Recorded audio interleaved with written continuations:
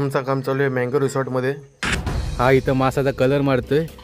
31 फूट लांबी आहे, याची उंची आहे 14 फूट आणि 4 पक्की सेड आहे, रुंदी 12 फूट आहे। एक कैची आता आम्ही घेतली आहे, बघा तुम्ही। दुसरी कैची वरती चढवत आहेत, एक साईडला मास एक साईडला भाऊ आहे। दोरणे खेचली कैची आता वरती, त्यांना वेल्डिंग करत आहेत, त्यांना होलपास मारले आहेत, त्याच्यामुळे ते वेल्डिंग करत आहेत आता। तर वेल्डिंग मारून झालेली आहे आमची। आता रॅप्टर कैची आम्ही वरती घेत आहेत। याले रॅप्टर कैची वरती दिली त्यांच्याकडे,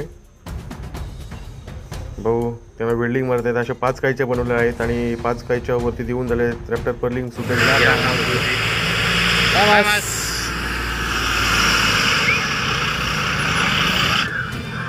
टेक्स्चरला वेल्डिंग मारत आहे, टेक्स्चरला वेल्डिंग मारली, पत्रा आली, पत्रा खाली खाली खाली उरते। तुकाराम डुकरेच्या टेम्पोला आता 20 फुटी CDW होती, त्यामुळे पाईप वेल्डिंग मारून आता हे बघा किती हाईट आहे। आता ती डिझाईन पट्टी लावायची सुरुवात केली आहे, डिझाईन पट्टी लावायला घेतली आहे। हाईट असल्यामुळं इकडे तिकडे जास्त बॅलन्स जातं, त्याच्यामुळं ते साईडची 20 फुटी पाईप त्याला लावले आहेत। कारण अल्युमिनियमची सीडी होती ती, जास्त रिक्स नको म्हणून, रिक्सचंच काम आहे त्याचा। एक पत्रा घेतला आहे आता मारला, तर हे बघा ताण लागले म्हणून पाणी पितोय आता। अशा तऱ्हेने आमचा सेट आता ओके झालेला आहे। हे बघा किती मस्त छान दिसतोय, 4 पक्की सेट। सगळी लेवल वगैरे काढून आम्ही केलेला आहे, हे बघा काढून।